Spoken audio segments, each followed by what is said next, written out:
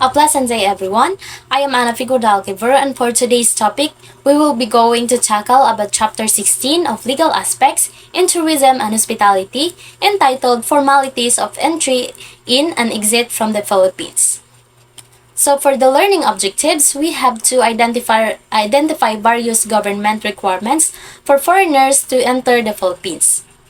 Next, we have explained the importance of a valid passport when traveling. Next, we have enumerate the privileges of Filipinos covered by the Balikbayan program and discuss the dual citizenship law. So, foreigners entering the Philippines are considered privileges as they have absolute government power in their own territory. States have a fundamental right to their territory's integrity and peaceable position. The international community allows states to set conditions for foreigners' entry, which are legitimate manifestations of territorial power and not contrary to law. This chapter addresses the requirements for both foreigners and Filipinos. So to start with, let us discuss about the admission requirements. So Section 10, non-immigrants must present for admission into the Philippines an unexpired passports or official documents in the nature of passport issued by the government of the countries to which they owe allegiance, or other travel documents showing their origins and identity as prescribed by regulations, and valid passport visas granted by diplomatic or consular officers. So in order for non-immigrants to enter the Philippines, they need to have valid and unexpired passports or official documents issued by their home countries. These documents should show their origins and identity as required by regulations. So additionally, they must have valid passport visas granted by diplomatic or consular officers. So under the admission requirements, we have admissions of aliens under prearranged employment. So this refers to the rules and requirements for foreigners who have been offered a job or employment in the Philippines. So they need to obtain the proper work visas and permits before being allowed to enter and work in the country. Next, we have admission under the Balikbayan program. So the Balikbayan program is a special immigration policy that makes it easier for Filipinos living abroad to visit the Philippines temporarily. So they can enter the country without a visa and stay for a longer period of time compared to regular tourists. Next, we have Philippine immigration policy on non-immigrant Chinese. So the Philippines has specific policies and requirements for Chinese nationals who want to enter the country on a non-immigrant basis. So such as for tourism, business, or other temporary purposes. So this may include additional documentation for screening. Next, we have Philippine immigration policy on Indians. So similar to the policy for Chinese nationals, the Philippines has particular rules and procedures for Indian citizens seeking non-immigrant entry into the country. Next, we have passport requirements. This covers the standard and specifications for passports that are accepted by Philippine immigration authorities for entry into the country. So it includes requirements like the passport's validity period. Next, we have Philippine passport. This refers to the policies, application process, and features of passport issued by the Philippine government to its own citizens.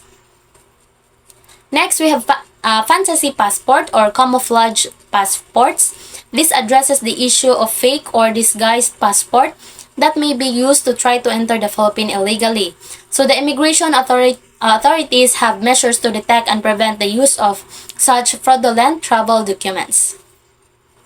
Next, we have visa requirements. This outlines the different types of visas and the specific requirements foreigners must meet to obtain the appropriate visa for their intended purpose of entry into the Philippines. Next, we have treaty trader or treaty investor. This is a special visa category for foreigners who are engaged in substantial trade between the Philippines and their home country, or who are making a significant investment in the Philippine economy. So the purpose of these rules is to ensure that the Philippine government can properly identify and keep track of non-immigrants entering the country in order to maintain control over immigration and protect national security. Next topic we have inclusion of foreigners. So Section 29 of the Immigration Act of the Philippines exempts certain classes of aliens from entry into the country.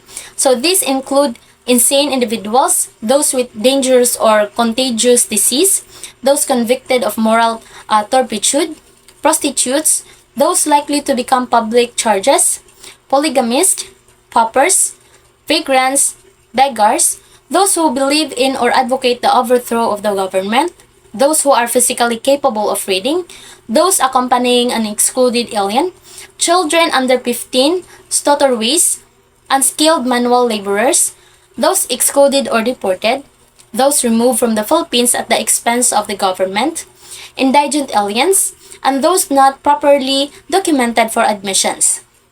So the Commissioner or Immigration may waive these provisions in the discretion of the Commissioner of Immigration, but must not exercise discretion in favor of aliens excluded or deported on the grounds of moral turpitude, hoarding, black marketing, or profiteering. Next topic, we have deportation of foreigners. So Section 37, the following aliens shall be arrested upon the warrant of the Commissioner of Immigration or of any other officer designated by him for the purpose and deported upon the warrant of the Commissioner of Immigration after a determination by the Board of Commissioners of the existence of the ground for deportation as charges against the alien.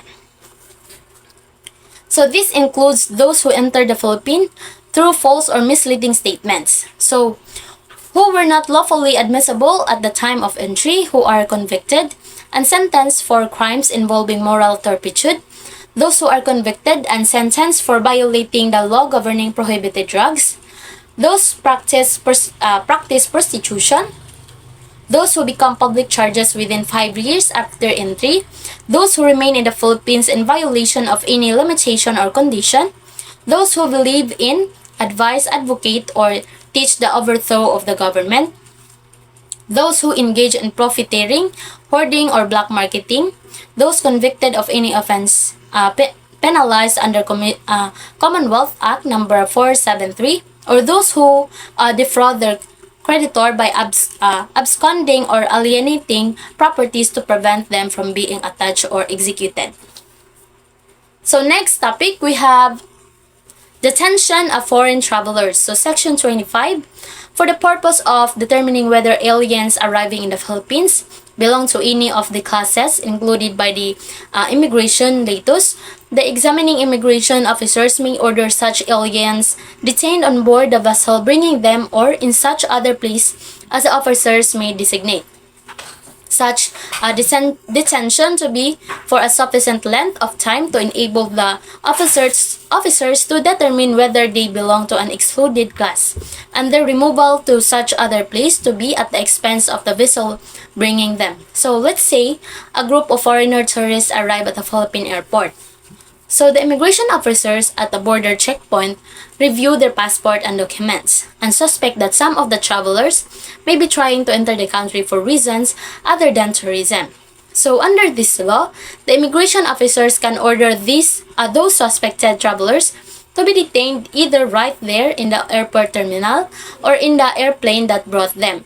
So this gives the officers time to conduct further questioning and investigation to determine if any of the travelers belong to a class of people that are not allowed to enter Philippines, such as those seeking unauthorized employment or with criminal backgrounds. So the cost of moving the detained travelers to a specific holding area or facility would be charged to the airline or transportation company that brought them to the Philippines.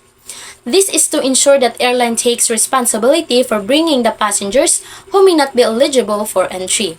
So, once the immigration officers are satisfied, they have properly vetted the travelers and confirmed they are allowed to enter. So, they can be released from detention and permitted to enter the country. So the goal is to give the authorities the ability to carefully screen arrivals and prevent the entry of any individuals who do not meet the Philippine immigration requirements. So next topic, we have exit requirements. So Section 22, Any alien about to depart from the Philippines temporarily or for permanent residence abroad shall, before leaving the country, apply to the Commissioner of Immigration for a clearance certification.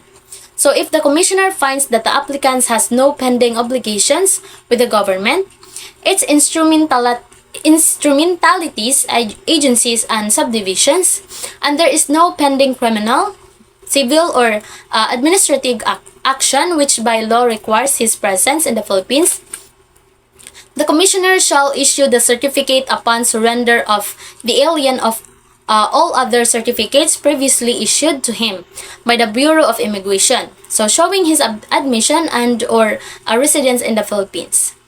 So added pursuant to Republic Act number 144 Section 2.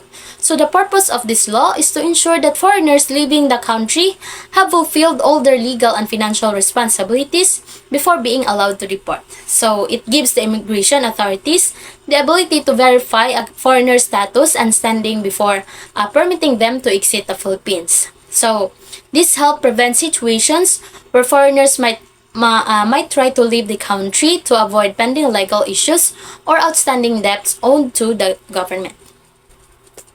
So in conclusion, the Immigration Act of the Philippines outlined specific formalities for both entry into and exit from the country. So it establishes requirements for non-immigrants entering the Philippines, including the need for valid passports, official documents, and visa approvals.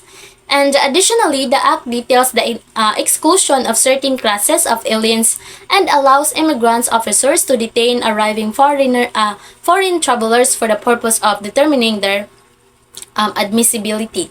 So furthermore, the Act imposes an exit requirements for aliens leaving the Philippines. So mandating the application for a clearance certificate from the Commissioner of Immigration.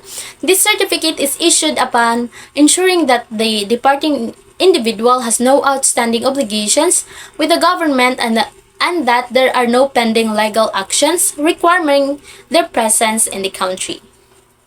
So that is all about Chapter 16. Thank you for watching and God bless.